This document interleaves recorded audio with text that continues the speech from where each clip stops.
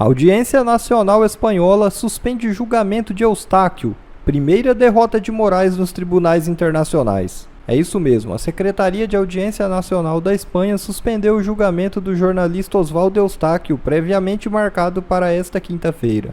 A suspensão do julgamento é mais uma vitória do jornalista contra o Estado brasileiro que persegue desde 2020. O jornalista Oswaldo Eustáquio já teve 3 pedidos indeferidos internacionalmente: a prisão preventiva negada no Paraguai, a negativa da Interpol a incluir o nome do Eustáquio na lista vermelha por ser um perseguido político e não um criminoso, e agora a primeira vitória nos tribunais europeus. De acordo com a Audiência Nacional da Espanha, não há data prevista para novo julgamento. Diante da suspensão do julgamento, a defesa entende que o pedido de prisão preventiva perdeu o objeto, porque a tal medida é utilizada em casos excepcionais e há risco de fuga ou de obstrução de justiça, como preconiza o artigo 312 do Código de Processo Penal brasileiro. Como Eustáquio foi citado em sua casa e tem filhos escolarizados na Espanha e diante de sua solicitação de asilo político em vigor, não há motivos para cercear a liberdade do jornalista que tem endereço fixo em Madrid. Lado sombrio da USAID: interferência, golpes e desestabilização. É isso mesmo. A USAID está sendo fechada por Trump. A Agência dos Estados Unidos para Desenvolvimento Internacional é frequentemente apresentada como uma instituição voltada para a ajuda humanitária e para a promoção da democracia. No entanto, há inúmeras evidências de que, na prática, essa agência tem sido utilizada como um instrumento de interferência política, desestabilização de governos e financiamento de mudanças de regime ao redor do mundo. Mais recentemente, a USAID foi acusada de financiar a censura no Brasil, com o apoio da National Endowment for Democracy, que teria viabilizado mecanismos de restrição à liberdade de expressão nas redes sociais, limitando o debate público e impedindo vozes dissidentes de se manifestarem. E ela teria sido utilizada no Brasil para prejudicar a campanha de Jair Bolsonaro para que Lula se elegesse em 2022. Diante dessas denúncias, a administração de Trump propôs um desmantelamento da USAID, argumentando que a agência servia como um instrumento de intervenção externa, frequentemente financiando grupos que desestabilizam regiões inteiras. O presidente Donald Trump criticou duramente a instituição, declarando que era administrada por lunáticos radicais e que financiava ONGs progressistas para desestabilizar a América Latina. Sua administração tomou medidas para reduzir o orçamento da USAID e redirecionar os recursos. Câmara, a oposição articula a criação de uma CPI para investigar a suposta interferência da USAID, Agência dos Estados Unidos para o Desenvolvimento Internacional, nas eleições brasileiras de 2022. Segundo os deputados Eduardo Bolsonaro e Gustavo Gayer, até o momento, 60 assinaturas de parlamentares já foram coletadas. O requerimento para a abertura da comissão menciona que o método da agência para interferir nas eleições presidenciais brasileiras de 2022 incluiu censura, regulamentação das redes sociais e promoção de debates políticos direcionados à atuação na construção de narrativas midiáticas que favorecem agendas políticas não necessariamente alinhadas aos interesses do povo brasileiro. Silvio Navarro, muito boa noite, seja bem-vindo. Ainda ontem recebemos aqui a deputada Bia Kicis, que nos falou também, até em primeira mão, sobre a coleta de assinaturas para a abertura dessa CPI. A gente traz aqui o número de 60 assinaturas. Enfim, temos falado ao longo da semana dessas denúncias graves em relação à agência USAID. Ontem também trouxemos que o presidente Trump confirmou que vai fechar a agência. Os funcionários foram afastados e, claro, a gente também precisa investigar o impacto dessa USAID nas eleições brasileiras de 2022. Paula, boa noite, querida, meus amigos Constantino, Piotr, Augusto, meu irmão, boa noite você que nos acompanha. Bom, vamos lá. Em primeiro lugar, eu acho que é preciso que o presidente da Câmara dos Deputados, Hugo Motta, recém-empossado, diga o que ele vai fazer com a fila de CPIs que já foram apresentadas, já foram protocoladas, tem número regimental, mas nunca foram instaladas. Eu vou dar o exemplo de uma só aqui, por exemplo, a CPI de abuso de autoridade, que poderia, inclusive, investigar a atuação de ministro do Supremo Tribunal Federal.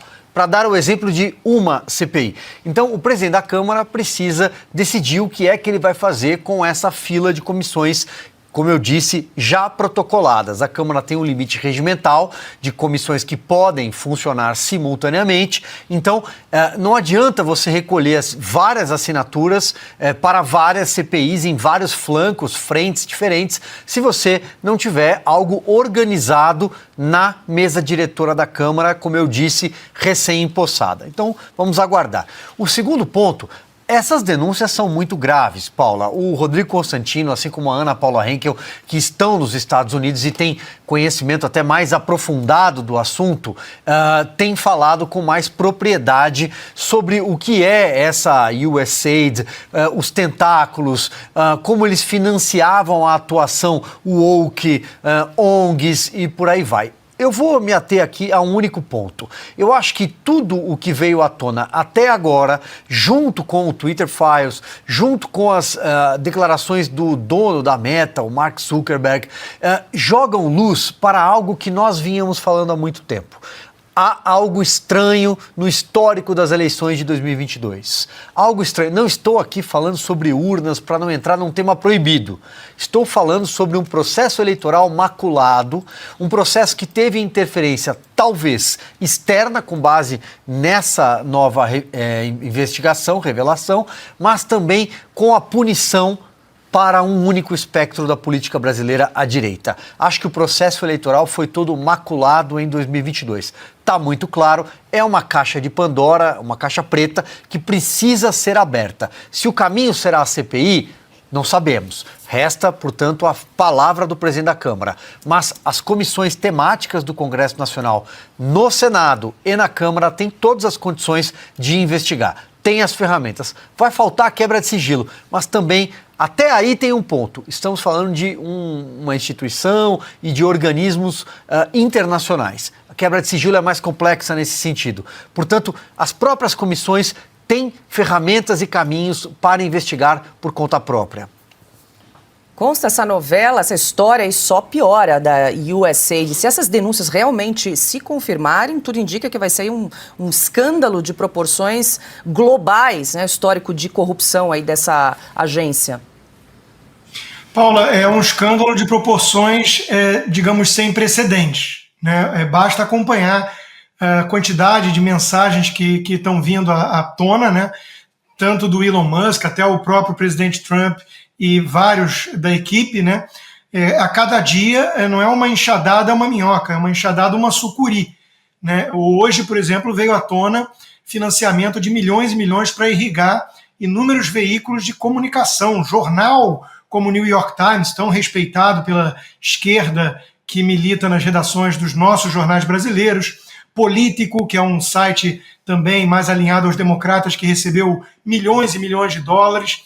É um negócio escandaloso, né? Realmente a USAID, que foi criada lá no governo Kennedy, com boas intenções, e muita gente imagina recursos, mantimentos, comidas chegando às crianças pobres do Sudão, né? Na prática estava servindo para alimentar, por exemplo, com 280 milhões de dólares quase, os cofres do George Soros, um bilionário especulador, queridinho da esquerda democrata, porque financia essa turma toda, e hoje a gente descobre que financia com o nosso dinheiro de impostos americanos. Eu, aliás, sou um exemplo curioso disso tudo que está vindo à tona, para pegar um gancho aí com o que o Silvio falou da eleição brasileira, né? Eu pago pesados impostos nos Estados Unidos, assim como no Brasil, e eu descobri então que os meus impostos americanos serviram de alguma forma para irrigar, por meio da USAID, ONGs, grupos ligados a gente que imita foca e é levada a sério pelo STF, é chamada para debater sobre desinformação e regulamentação das redes sociais pelo Barroso, e o meu dinheiro de impostos americanos acabou alimentando a minha censura no Brasil, que já tem 2 anos que eu estou sob censura prévia nas redes sociais do Brasil, sem passaporte e com as contas bancárias congeladas há 2 anos, né? Então, a gente percebe que tem realmente aí uma grande cadeia da felicidade, um grande esquema que foi montado pela esquerda, pelas elites democratas corruptas, com um projeto totalitário de poder, um poder globalista, né? E que representa exatamente o quê?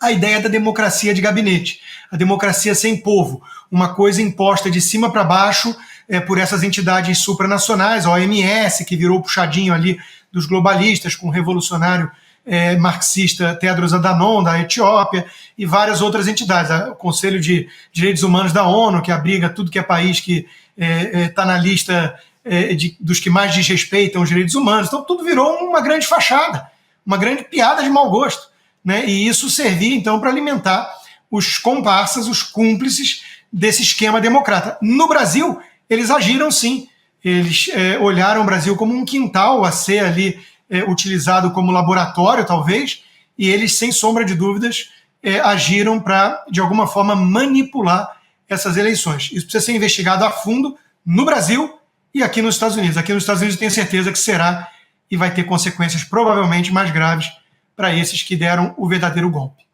Pois é, Piotr, como antecipou o Consta, a mídia também não escapou dessa lista da USAID. Inclusive, o presidente americano Donald Trump publicou na rede social, a Truth Social, rede social do presidente, que bilhões de dólares foram roubados da USAID para serem destinados aí a algumas mídias e também desviados para financiar o que ele chamou, o presidente Trump, aspas, de boas histórias na imprensa sobre o Partido Democrata, fecho aspas, para o Trump. Esse é o ponto, Paula, porque elas não receberam, e quem deu esse dinheiro para esses veículos de comunicação, primeiramente a pergunta, por que um site, um jornal, um veículo de comunicação precisa de um dinheiro de uma agência chamada USAID?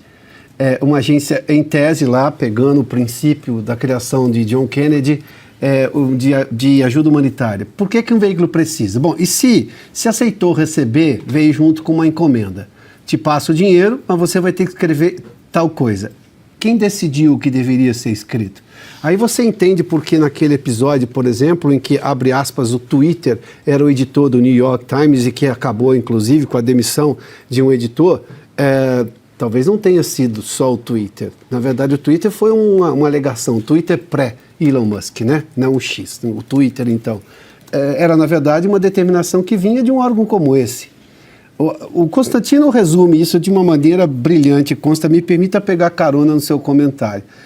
O Constantino mora nos Estados Unidos, então ele paga impostos americanos e todo mundo sabe o quanto que entidades ou sites, blogs, sei lá o quê, eu não diria nem sujos, mas imundos, fizeram campanha completamente enviesada contra algumas pessoas, entre as quais o Constantino. De alguma forma, todos fomos vítimas disso, mas o Constantino tem uma particularidade, quer dizer, ele pagava impostos americanos, que obviamente subsidiavam a USAID, que depois repassava para esses veículos, aqui ou fora do país, para depois atacá-lo. Acho que esse é o resumo da ópera, de uma ópera completamente desviada do que se pode esperar da maior democracia do mundo, que felizmente neste momento está voltando a ser a maior democracia do mundo, porque está expondo justamente com transparência tudo o que aconteceu. Mas eu vou me ater só ao começo do que disse há pouco. Por que um veículo aceita receber esse dinheiro? Parlamentares aqui receberam, por exemplo, financiamento de George Soros. Candidatos a deputado, que depois foram parar no governo, enfim, a gente viu ali, até porque tem que prestar contas. Mas por que o George Soros estava financiando essas pessoas? Agora se descobre que parte do dinheiro do George Soros, que aí é um empresário, nunca é um bilionário, né? Foi usado para esse tipo de coisa, ele também recebeu, também participou desse negócio. Vejam como que a coisa era podre. Parecia podre, tinha cheiro de podre, porque era podre mesmo. Nós estamos vendo agora. Barroso é o ministro mais iluminado que o Brasil já teve. Pelo menos isso é uma convicção que ele carrega dentro de si, que é inabalável. Ele se acha a pessoa mais inteligente, mais iluminada, mais superior na história da humanidade, não só apenas no judiciário brasileiro. Barroso, que sofreu influência de Karl Marx, Hegel, e disse isso em algumas entrevistas, foi marxista, foi o maior defensor do Bastille, aquele que matou seus adversários, né, um terrorista que até está preso na Itália agora. E Barroso disse que ele fez isso não é porque ele é maldoso, mas é porque ele estava defendendo sua ideologia. Barroso, que foi um grande defensor e amigo do João de Deus, aquele que foi preso por várias mulheres. Barroso é um cara iluminado, isso a gente não pode ter a menor sombra de dúvida, né? Quando ele fala que ele derrotou o bolsonarismo, perdeu Mané para pessoas que estão manifestando contra a ditadura do judiciário, ele é um ser humano diferenciado, né? E não duvide nada que ele fale, senão você vai preso. Mas vamos lá. Como vocês sabem, ele é um dos principais advogados, né, apoiadores da censura no Brasil. Ele está ali na presidência do STF agora, vão votar agora a inconstitucionalidade do artigo 19 do Marco Civil da Internet, que basicamente obriga as redes sociais a apagar tudo sobre debate político, senão elas serão condenadas por quem? Pelo próprio Barroso, exatamente, sempre lutando pela nossa democracia. Um grande defensor da censura, odeia a liberdade de expressão e fala que tem que botar limites nas big techs. Bom, recentemente, quando o Zuckerberg falou que a Meta passaria a usar a ferramenta de comunidades notas da comunidade, que é uma espécie de checagem de fatos feitos pelos próprios usuários selecionados pela plataforma, que obrigatoriamente eles têm que apresentar provas daquilo que eles estão checando. Tá? Pois bem, o STF ficou revoltado, a imprensa revoltada, dizendo que dessa forma a mentira voltaria a reinar, que para ter checagem de fatos você precisa de ter aquelas agências onde fica aquele grupo das feministas histéricas do cabelo azul e sovaco cabeludo, determinando se o que você fala é verdade ou não e apagando as postagens que eles não gostam. Checadoras de fatos financiados pela USAID, organizações internacionais, dinheiro público nosso através de instituições criadas recentemente justamente para fomentar a censura. Pois bem, surgiu a matéria, né, que fala que o judiciário brasileiro é o judiciário mais caro do mundo, ou seja, o STF brasileiro, né, é o STF mais caro do mundo, gastando cerca de 130 bilhões do nosso dinheiro público. Não existe nada mais caro no mundo que o judiciário brasileiro. O mais incompetente, que solta criminosos, só prende pessoas inocentes e continua. E mesmo assim, é o mais caro do mundo. Aí o Barroso ficou revoltado. Tenta de todas as formas contornar a situação, explicar o que acontece e tal. Só que aí, vamos lá, aconteceu isso aqui, ó. Quero mostrar para vocês primeiro esse detalhe. Saiu a matéria na Veja. O Barroso dizendo, né? O judiciário não tem participação na crise fiscal brasileira, né? A imprensa soltando que é o judiciário mais caro, que corresponde a cerca de 1,3% do PIB do Brasil. Aí o Barroso virou e falou assim: não, isso é mentira. O judiciário não tem participação na crise fiscal. Crise fiscal é quando se gasta mais do que arrecada, né? Aí o que aconteceu? Ele sofreu uma checagem de fatos. Em 2023, o judiciário brasileiro gastou cerca de 130 bilhões, cerca de 1,3% do PIB do país. Esse valor representa um aumento de 9% em relação ao ano anterior, quando corrigido pela inflação. Atualmente gasta 1,6% do PIB, sendo a Corte Superior Brasileira a mais cara do mundo. E aí embaixo tem inclusive o link da matéria que comprova. Só se faz checagem de fatos apresentando os links das matérias ou os documentos, as provas cabais. Bom, Barroso ficou muito chateado com isso. Como assim? Essas notas da comunidade tentando me passar por mentiroso? Eu tenho que explicar isso melhor. Daí ele foi, logo no início do ano legislativo, do ano judiciário, e soltou mais essa pérola aqui, ó. O custo do judiciário é lembrado com frequência, e o judiciário de fato tem um custo relevante. Aqui ele já começa a mudar o discurso. Custamos 132,8 bilhões ao país, 1,2% do PIB. Mentira, não é 1,2%, mas vamos lá. Mas esse custo inclui o Ministério Público e a Defensoria Pública. Valor arrecadado aqui. Aí ele está falando o seguinte: calma, isso não é só o STF, é a Defensoria Pública, o Ministério Público, a Defensoria Pública, e a gente arrecada, e a gente defende os pobres. Bom, o que aconteceu? O que aconteceu? Foi checado novamente.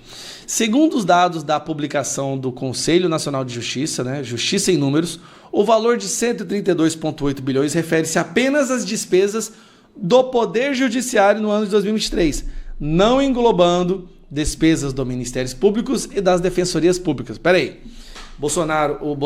O Barroso mentiu, foi checado.